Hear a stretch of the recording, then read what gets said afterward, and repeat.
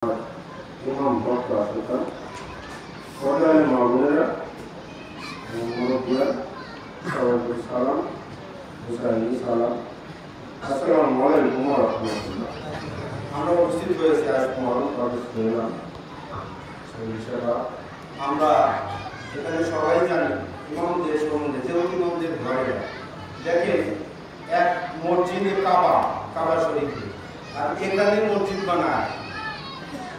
এই মসজিদঘর কাবার মর্যাদা দেখি, এখানে যারা মসজিদ বানায় আমরা সেই মসজিদঘরকে কাবার মর্যাদায় দেখি। আর যারা ইমাম বাড়িতে এসেছি, তাহলে ইমাম ঘর যেখানে ইমামদের আনাগোনা হয় তাকেই বলে ইমাম ঘর। আমরা সেই ইমাম ঘরে বসেছি। প্রথমত যে আমরা বাবার মস্তিষ্ক থেকে মায়ের উদরে প্রবেশ করে ধরাধামে পদার্পণ করেছি। পড়ার পরে আমরা যেহেতু প্রেমিক হয়েছি, এই জন্য আমরা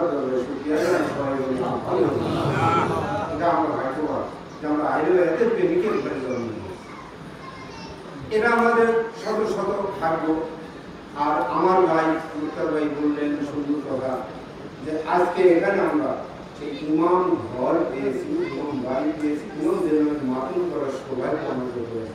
তার মাধ্যমে হয়েছে আমাদের গোয়ালপাড়া দরবার শরীফের যিনি মসজিদ কেবলা পীরে কামেল হযরত শাহ মাহবুব হোসেন বাবার কাছে আসছে। কারণ এই ভাইজান বললেন যে যারা ইমাম পাকদের নামে এই গ্যাস এই মিশন মোবারক গলায় নিয়েছেন তারা শহীদের মর্যাদা পেয়েছেন। বাবা আমরা ভাগ্যবান। আমাদের সেই মর্যাদাবান করার জন্য আমাদের মসজিদ কেবলা গোয়ালপাড়া থেকে আমাদের এই প্রতিষ্ঠান ধারণ করেছে।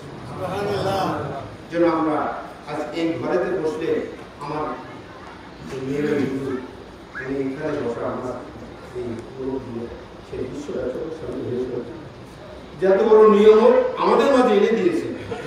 আর আমরা সেই মর্যাদাবান হয়ে নিজেদেরকে পবিত্র করে সুন্দর করে আমাদের পাপ যথেষ্ট সেই খানা হয়ে সেই ইশকে মহব্বতে ত্যাগ করতে সবাই।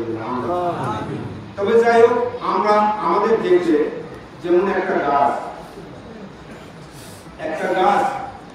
সেই গাছটাই হচ্ছে কে আমাদের। সেই গাছটা দেখলে আমরা বুঝি যে এটা অমুক গাছ, ঠিক না? একটা গাছ দেখলে আমরা বুঝি এটা অমুক গাছ। আবার সেই গাছের যদি গাছটা দেখে চিনি, গাছের ডাল দেখেও আমরা চিনি যে এটা অমুক গাছের ডাল। আচ্ছা, ডালের ভিতরে যে ফুল হয় সেই ফুল দেখেও কিন্তু আমরা চিনি যে অমুক গাছের ফুল। তাতেও যদি না চিনি, গাছের ফল দেখেও চিনতে পারবো যেটা অমুক গাছের ফল। তাতেও যদি না চিনা যায় তাহলে পাতা দেখেও চিনা যায় যে অমুক গাছের পাতা। আমাদের সেই গাছটা হচ্ছে আমাদের প্রিয় নবী মুহাম্মদ মুস্তাফা সাল্লাল্লাহু আলাইহি ওয়াসাল্লাম। সেই গাছের যে ডাল, সেই ডালটাই হচ্ছে জান্নাত মা ফাতেমার জন্য। ফুল মোবারক ফল মওলা আলী, আর ওই গাছের ডালের পাতা হচ্ছেন আপনি আর আমি। আমাদের দেখলেও মানুষ মনে করবে পাগল প্রেমের পাগল। তা আমরা সৌভাগ্যবান না? আমাদের সৌভাগ্যবান হয়েছে। তা আমাদের প্রিয় নবী হযরত মুহাম্মদ সাল্লাল্লাহু আলাইহি ওয়াসাল্লাম গাদিরে কুমে উনি যখন দাঁড়ায়া বললেন যে আল্লাহ বললেন আমার নবী নামাজ দিয়েছে, রোজা দিয়েছে, হজ দিয়েছে, যাকাত সব কিছু দিয়েছে। কাদের জন্য দিয়েছে? এই মুসলিম জাহানের জন্য, কুরআনের জন্য, উম্মতের জন্য সব কিছু দিয়ে গেছে। কিন্তু আমার নবী কখনো হাত দিতে পারেন না। আল্লাহ রাব্বুল ইজ্জত বলতেছেন, ইয়া রাসূলুল্লাহ সাল্লাল্লাহু আলাইহি ওয়াসাল্লাম, আপনি দ্বীনকে পরিপূর্ণ করেন, আপনি রিসালাত পরিপূর্ণ করেন না করা পর্যন্ত আপনি যা কিছু দিয়েছেন কোনটাই পরিপূর্ণ হবে না। কিভাবে পরিপূর্ণ করব? আপনি বলুন মান কুনতুম মাওলাহু তাআলা আলী, আমি যার যার মওলা, আলী তার যার মওলা। সুবহানাল্লাহ। শুধু এভাবে বললেই হবে না, আপনাকে হাত উঁচু করে বলতে হবে, হাত উঁচা করে বলতে হবে আমি যার যার মওলা, আলী তার যার মওলা। নারায়ে হায়দারি, নারায়ে হায়দারি। আর কিছু করার অর্থ কি? আমি সেই বিলায়েতে পরিপূর্ণকে আমি শিখে শেয়ার করলাম। যারা ইমাম ভক্ত তারা হাত উঁচু করবেন। রাসূল ওই দিন হাত উঁচু করছিল। আমার আল্লাহর উপর নির্দেশ বলছিল আপনি হাত উঁচু করে না বললে পারে আপনার মুখে প্রকাশ করবে মানে নেব না, হাত উঁচু করে বলবেন। এই জন্য যারা মওলা আলীর বিলায়াতকে হাত উঁচু করে বলে তাদের আমলনামা জান্নাত দিয়ে আসবে এবং জান্নাত সেই নিয়ম তাদের উপরে আগে আসবে। সুবহানাল্লাহ।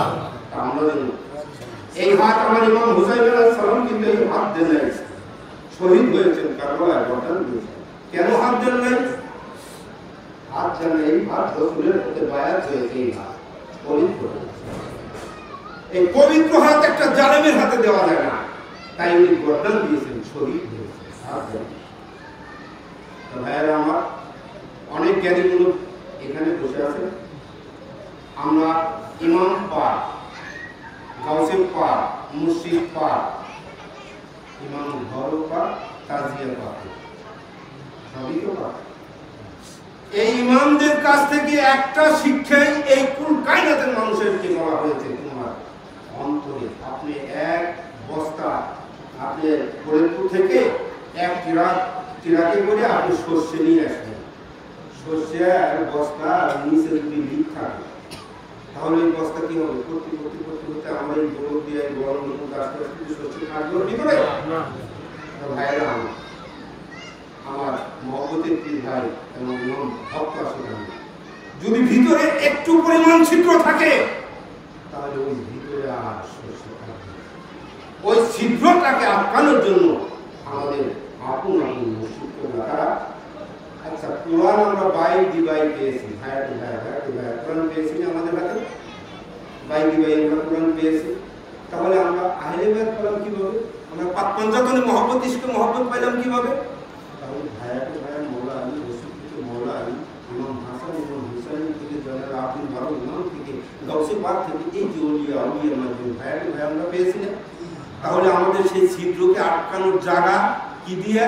সেই পাঞ্জাতনী মহব্বত কার মধ্যে আছে? আমার মুর্শিদের ভিতরে আছে। সেই পাঞ্জাতনী মহব্বতকে গোলামি করো, মহব্বতের সাথে তোমার ভিতরের ছিদ্র বন্ধ হয়ে যাবে। মালিক পাক আমাদের সবাইকে প্রতিজ্ঞান করেন আমরা যেন সেই মহব্বতে